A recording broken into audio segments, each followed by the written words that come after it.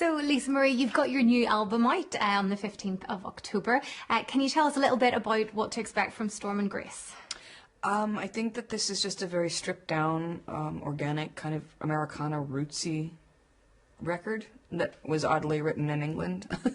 The entirety, my previous records are a little more sort of harder and rock oriented and overproduced, and this is very, very organic and stripped down. T-Bone Burnett produced it, and I wrote with Richard Hawley and Ed Harcourt, Sasha Skarbek, Fran Healy from Travis. I spent 9 months in England writing it. And you took a little bit of a break from music for a few years. What made you come back and want to do this album? I think that just moving to England and having a whole new perspective and a new, just experimenting with different writers and having lots of freedom to write inspired me to do it finally, because I was kind of not very inspired after the second album I put out, and the circumstances around it, and a lot of things in my life changed, and I just needed to sort of get away as far as I could. And coming here, I found a new inspiration. And you've been working with a whole new team, so did you leave then the old one behind? What were the reasons for that? I left the old everything behind just because I had too many, I was just in a situation that wasn't good. Lots of situations that wasn't good, surrounded by people that weren't what I thought. So in that process, I kind of deconstructed my life and got rid of everybody. And my husband and I just kind of handled everything ourselves, and just another, learning process in life that you have to go through. So we just moved over here alone and sort of set up shop and made friends and started writing leisurely. And then I just went, we went pretty strong. And I just fell in love with England at the time. And then we sold everything and moved here. And you enjoying living here? Hold a second, sorry guys. Sorry. Just jump in. It's a hair. Just one. One hair.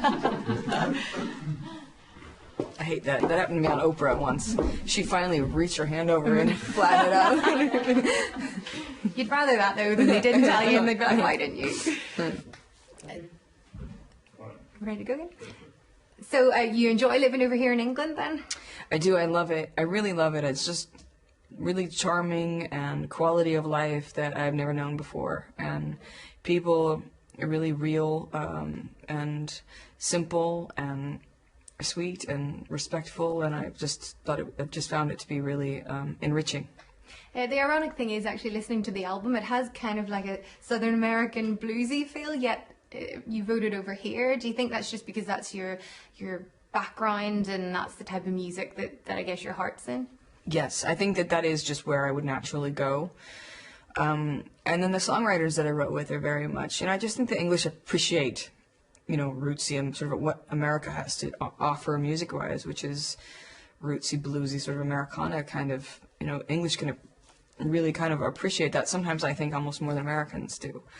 So the union between me and what I bring to the table and where I come from, and that with the songwriters who love music, I think it was just a really natural evolution that happened in union. It was a natural progression. It wasn't contrived at all. And you've got the new single as well, You Ain't Seen Nothing Yet. Why did you choose it as your first single off the album? Well, the label chooses those things, but I will say that it kind of definitely is a song that shows there's a completely different direction going on. And it does kind of give a sample of what that is. Do you have a favourite song on the album? I do. It's called Soften the Blows. And I wrote it with Ed Harcourt. And it's just one of those songs that I was feeling pretty vulnerable about life and trying to figure things out. And I felt like I captured how I felt really well in the phrasing on that one. And talking about performing then, are you planning on maybe doing a tour with this album? I toured the U.S. already. Then I'm here. We played Ronnie Scott's here. I played at Black's last night with Ed Harcourt, which was fun. We're trying to plan another show, and then I go back to the U.S. Doing Carnegie Hall in November, and I think they're trying to plan a tour around that.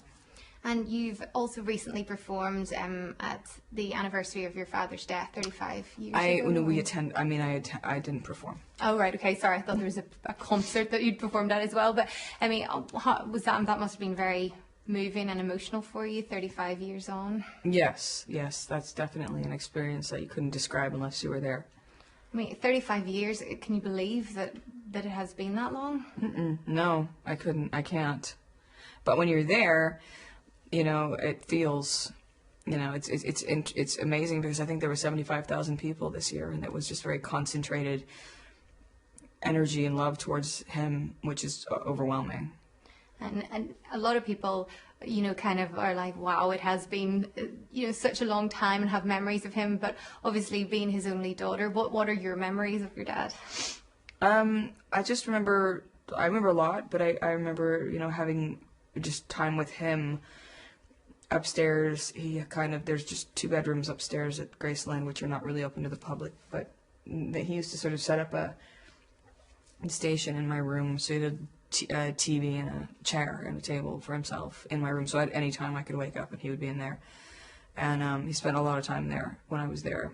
And so that was, what I remember well, and that I got to be with him, on my own. And T-Bone, when he said he first heard your music, said that he thought your dad would be very proud. What does it mean for you to hear that? I'm always happy to hear what T-Bone has to say. T-Bone's been so incredible, and he had so many incredible things to say. But, of course, I would want my father to be proud, for sure. And I would have to agree. I think I would agree with him for sure. And do you feel an added pressure because of the fact that your dad was Elvis, the legend? Do you feel that there's a pressure on you now when you release any new music?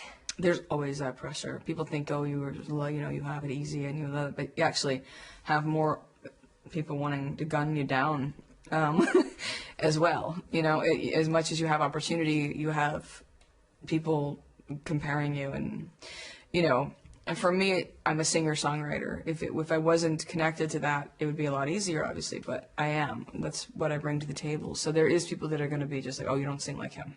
You don't sound like that. And you're not him.